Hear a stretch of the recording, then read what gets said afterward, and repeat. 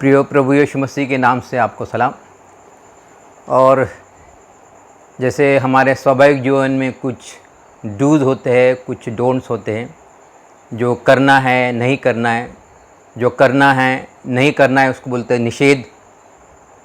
तो 6 ऐसी बातें हैं जो हमको नहीं करना, 6 डोंट्स इन आवर लाइफ, मतलब निषेध की 6 बातें, 6 ऐसी बातें जो हमको नहीं करना है। और स्वाभाविक जीवन में भी हमारे ऐसे होता है कि कुछ बातें हमको नहीं करना पड़ता। जब हम ड्राइविंग करते हैं तभी भी ड्राइविंग के समय में कुछ ऐसी बातें रहती कि जो नहीं करना है, कुछ ऐसी बातें रहती कि जो करना है। और एक बार मैं खाना खाने के बाद ऐसा स्नैक्स खा रहा था, और स्नैक्स खाने के बाद मुझे दरअसल वो स्नैक्स खाने की आदत सी पड़ गई। और मैं सुबह के भी खाने के बाद स्नैक्स खाता था और शाम के खाने के बाद भी स्नैक्स खाता था।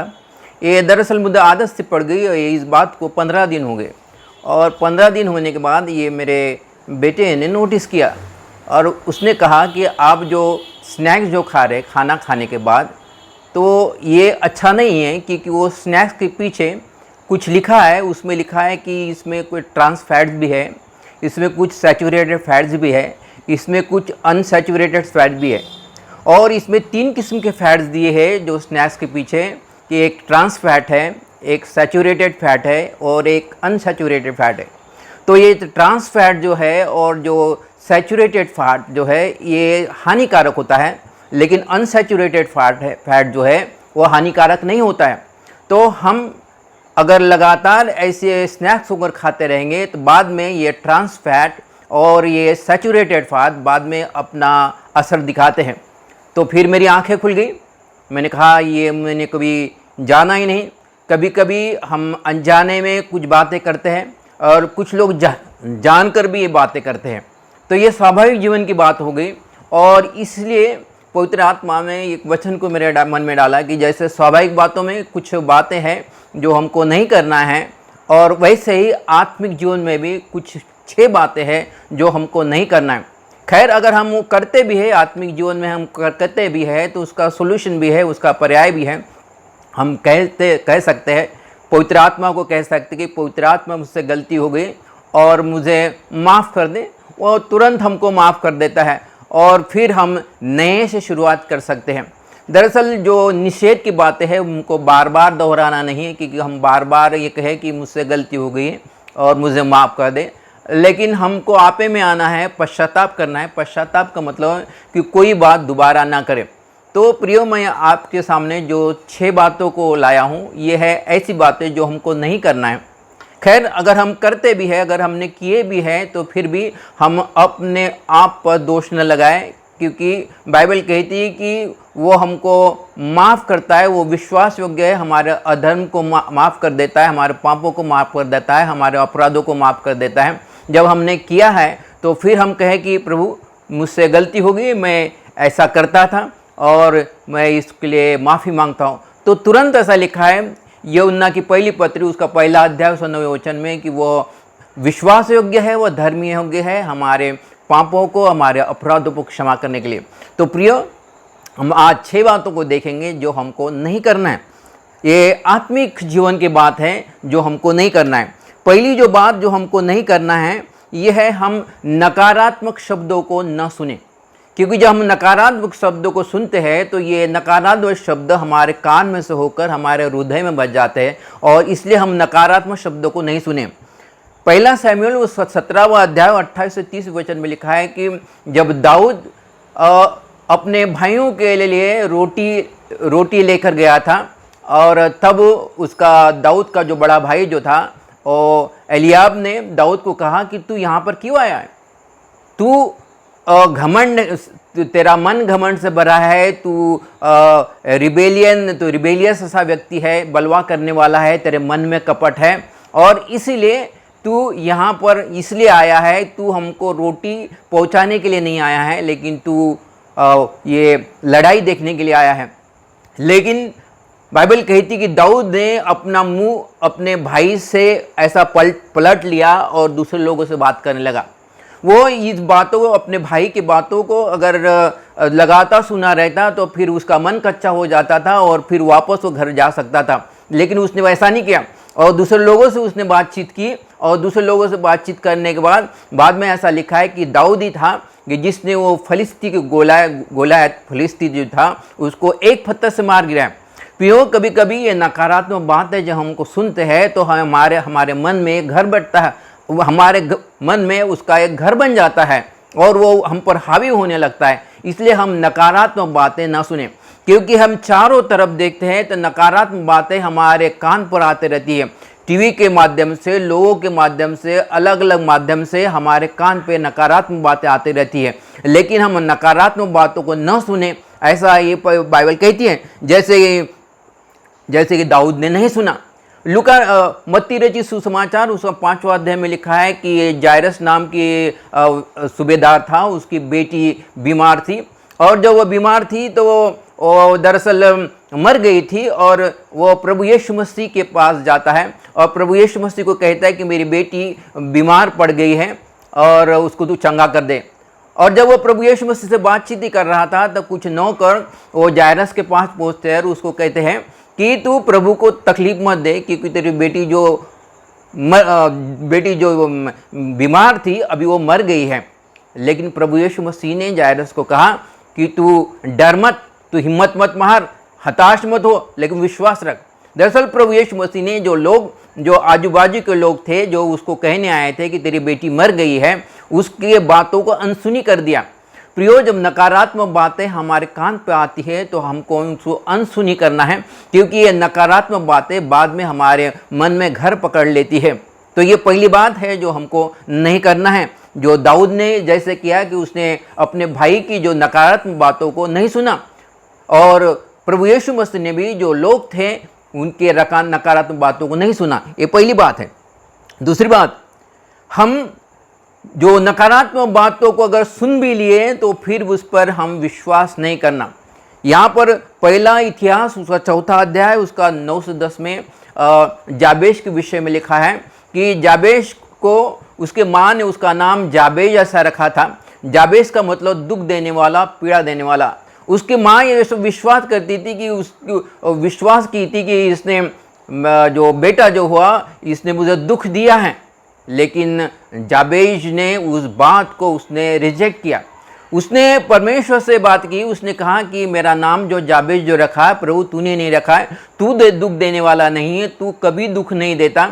ये जाबेज जो मेरा नाम है ये मेरे माँ ने रखा है और इस बात को मैं रिजेक्ट करता हूँ, इसको मैं विश्वास नहीं करता हूँ। और उसने परमेश्वर से प्रार्थना की।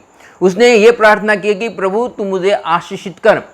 इतना ही नहीं, उसने कहा मुझे आशीषित कर ताकि मैं लोगों के लिए आशीष का कारण बनूं। और वो कहने लगा कि मुझे तू बुराई से बचा। इतना ही नहीं, लेकिन मेरे कारण किसी को ठोकर ना लगे, ऐसा भी मुझे तू आशीषित कर। और यहाँ पर लिखा है कि उसने जो उसके माता ने उसका नाम जाबेज रखा था उसमें उसने विश्वास नहीं किया, लेकिन इस बात का विश्वास किया है कि परमेश्वर विलाप को नृत्य में बदलने वाला ऐसा परमेश्वर है। तो प्रियो, हम दूसरी बात यह है कि हम नकारात्मक बातें जो हमारे कान पर आती है तो उस पर हम विश्वास न करें। ये दूसरी बात है।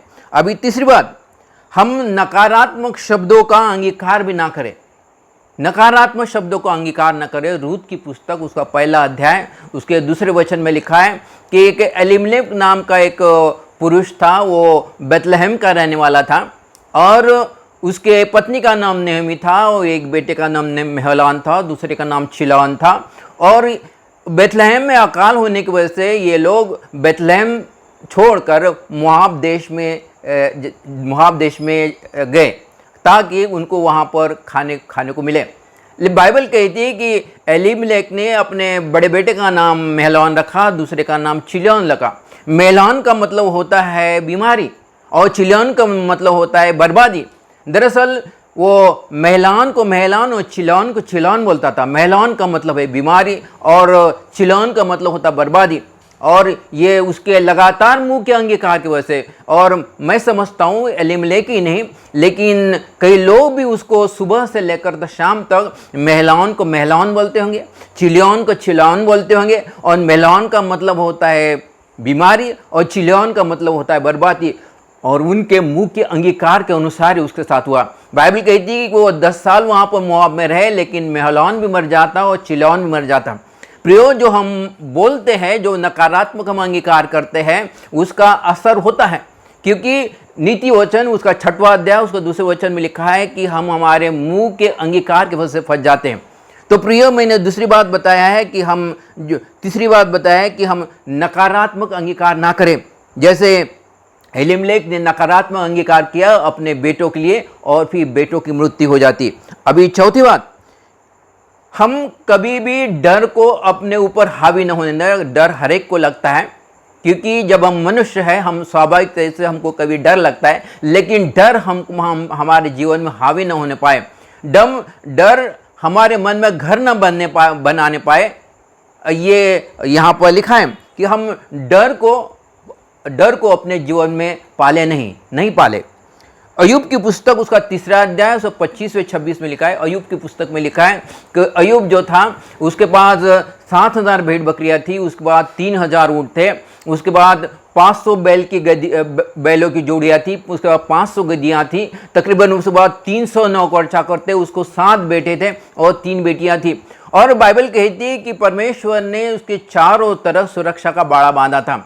उसके बावजूद भी अय्यूब की पुस्तक उसका 3 अध्याय 25 से 26 में अय्यूब कहता है कि जो जिस बात से मैं डरता था, जिस डरावनी बातों से मैं डरता था, वो मुझ पर आ पड़ी है। वो कहता है कि मेरा जीवन कभी सुरक्षित नहीं रहा, मेरे जीवन में कभी चैन नहीं रहा, सुख नहीं रहा, शांति नहीं रहा, और दुख ही दुख रहा। दरअसल एक तरफ ऐसा लिखा है कि परमेश्वर ने उसके चारों तरफ सुरक्षा का बाड़ा बांधा है, परमेश्वर ने उसको सभी क्षेत्र में आशीषित किया, ऐसा एक तरफ लिखा है। लेकिन अय्यूब की पुस्तक उसका 3 अध्याय और 25 और 26 में लिखा है कि अय्यूब कहता है कि जो डरावनी बात से मैं डरता था, वो मुझ पर आ गई है, और मुझे कभी चैन नहीं मिली, मैं कभी सुरक्षित नहीं रहा, मुझे कभी विश्राम नहीं मिला, लेकिन मुझे दुख मिला। ऐसा वो क्यों कहता है? क्योंकि उसने वो सुरक्षा का जो बाड़ा बांधा था, उसने खुद होकर उसमें सुराग बनाया था। सपोपदेशक उसका 10वां अध्याय उसके 8वें वचन में लिखा है कि जो सुरक्षा के बाड़े को तोड़ेगा, उसको सांप डसेगा। दरअसल खुद अय्यूब ने परमेश्वर ने उसके चारों तरफ जो सुरक्षा का बाड़ा बांधा था, वो बाड़े को खुद उसने सुराग बनाया अपने डर की वजह से। डर ये विश्वास का अपोजिट है, और उसने वो डर को पाल कर रखा, कहीं मेरा खो न जाए, कहीं मेरा नुकसान ना हो जाए, ये डर को उसने पाल के रखा था। इसलिए बाइबल कहती है कि उसके जीवन में तकरीबन 11 महीने से 12 महीने तक बड़ी मुसीबत आई। ये बात अलग है कि उसने परमेश्वर से दुआ किया, ये बात अलग है कि वो धर्मी व्यक्ति था और परमेश्वर ने जो कुछ उसको खोया उसको दुगना वापस कर दिया। लेकिन उसके जीवन में अगर 11 महीने से अगर 12 महीने तकलीफ हुई, तो उसका कारण ये था कि वो डरता था, डर को पालता था, और उसके वजह से उसके जीवन में बड़ी तकलीफ भी आई। तो ये चौथी बात है कि हम अपने जीवन में डर को ना पालें। कुछ भविष्य की चिंता को लेकर हम डरते हैं, कुछ मेरा खो जाएगा तो उससे हम डरते हैं, कुछ मेरा नुकसान हो जाएगा उससे हम डरते हैं। और डरना ये स्वाभाविक है, लेकिन वो डर को अपने में हावी न होने दे और अपने मन में उसको घर बनाने ना दे। ये चौथी बात है। और पांचवी बात, हम अपने आप को कभी भी श्रापित ना करें। उत्पत्ति की पुस्तक उसका 31वां अध्याय 30 से 32 में लिखा है कि जब याकूब अपने ससुर के घर से जब अपने देश को जाने निकला, तो अपनी पत्नियों के साथ, अपने बच्चों के साथ, अपने भेड़ बकरियां गदहियों के साथ वो जा रहा था। और जाते वक्त जब लाबान ने देखा कि उसका जो दामाद जो है वो बिना बताए उसको चले गए हैं, तो वो दामाद और उसके साथ जो लोग थे याकूब का पीछा करते हैं। तब रास्ते में सरदूत लाबान को कहता है कि याकूब को भला बुरा नहीं कहना, क्योंकि वो मेरा चुना हुआ पात्र है और इसलिए तू भला बुरा नहीं कहना। और तब ऐसा लाबान ने, जो उसकी मनसा थी उसको हानि पहुंचाने की, उसने उसको हानि नहीं पहुंचाई। लेकिन लाबान जब याकूब को मिलता है तो याकूब को कहता है कि तूने क्या किया, और जाते वक्त तूने मेरे कुछ जो गृह देवता की जो मूर्ति है तूने क्यों चुराई। तो याकूब लाबान को कहने लगा, हम ऐसा कदापि नहीं करेंगे, क्योंकि परमेश्वर ने मुझे बहुत आशीषित किया है कि हम तेरे जो मूर्तियाँ जो हम नहीं चुराएंगे। और याकूब कहने लगा अगर किसी के पास ये मूर्ति अगर मिलती है तो फिर वो मर जाए। और ऐसा होता है कि लाबान मूर्तियाँ ढूंढने लगता है, वो एक एक का ऊँट जो जांचने लगता है। और फिर वो रेचेल के ऊँट के पास आता है, तो रेचेल जो है ऊँट पे बैठी थी और उसने दरअसल मूर्तियाँ ऊँट के ऊपर रखी थी और उसके ऊपर वो बैठ गई थी। और उसने अपने पिता से बहाना बनाया कि मैं यहाँ से नहीं उठ सकती, और तब उसके पिता ने रेचेल की वो ऊँट की तलाशी नहीं ली। लेकिन बाद में लिखा है कि जैसे याकूब ने कहा था कि जिसके पास भी तेरी मूर्तियाँ मिलेंगी वो मर जाएगा। और बाद में लिखा है कि जब याकूब को जब रेचेल को जब दूसरा बेटा हुआ और उसका नाम उसने बेनोनी रखी। बेनोनी मतलब दुख देने वाला। लेकिन याकूब कहता है कि वो दुख देने वाला नहीं, लेकिन वो मेरे सन ऑफ राइट हैंड है, मेरे बहुभुजा का मेरा ताकतवर ऐसा वो बेटा है। और जैसे याकूब ने कहा था कि जिसके पास भी वो मूर्ति मिलेगी वो मर जाएगा, उस समय बेंजामिन होने के बाद रेचेल की मौत हो जाती है। कई बार प्रियो हम अपने आप को श्राप देते रहते हैं, कई बार हम अनजाने में अपने आप को श्राप देते रहते हैं। हम कभी कोई भी बोलते हैं कि मेरा दिमाग खराब हो गया है, तूने मैं ऐसी बात की तो मेरा दिमाग खराब हो गया है। और कोई अगर उससे कहता है कि भाई क्यों ऐसा गुस्सा क्यों होता है, वो कहता है ऐसी उसने बात की कि मेरा दिमाग खराब हो जाता है। दरअसल ऐसा कहना हम अपने आप को श्राप दे रहे हैं। कई बार हम बोलते हैं कि तेरा कुछ नहीं होगा, तू बुद्धू है। इस तरफ जब हम किसी को कहते हैं तो दरअसल हम श्राप देते हैं। हम ऐसे श्राप न दें, क्योंकि जैसा हम बोलते हैं वैसा ही हमारे जीवन में होता है। ये दरअसल पांचवी बात है कि हम श्राप न दें। अभी छठी बात जो है, हम जो कल्पनाएं जो करते हैं, हम बुरी बातों की कल्पना करें, नकारात्मक बातों का कल्पना न करें। दूसरा करंथियों उसका 10वां अध्याय 105वां वचन पौलुस करंथी के कलीसिया को कहता है कि हर ऐसी ऊंची बातें, हर ऐसी कल्पनाएं जो परमेश्वर के वचन के विरुद्ध खड़ी होती है, ऐसी कल्पनाओं को मैं प्रभु यीशु मसीह के आज्ञाकारी बनाता हूँ। ऐसी विचारों का और ऐसी कल्पनाओं का मैं खंडन करता हूं। जब प्रियो हम ऐसे नकारात्मक विचार हमारे जीवन में करते हैं तो फिर हमारे जीवन में वैसा ही होता है। इसलिए हम नकारात्मक विचार न करें, जैसे लूसीफर ने किया। लूसीफर ने अपने मन में विचार किया कि मैं अपना सिंहासन परमेश्वर के सिंहासन के तुल्य बनाऊंगा। जब उसने ऐसा विचार किया, नकारात्मक विचार किया, यशायाह की पुस्तक 14वां अध्याय में लिखा है कि परमेश्वर ने उसको आसमान से निकाल कर उसको धरती पे पटक दिया, क्योंकि उसने ऐसी गलत कल्पना की थी, ऐसे गलत कल्पना कर रही थी। प्रियो हम ऐसी गलत कल्पना न करें, ऐसी कल्पना न करें कि जो परमेश्वर के वचन के विरुद्ध है। प्रियो अभी तक मैंने 6 बातें बताई है जो जिसको बोलते हैं निषेध, ये हम ना करें।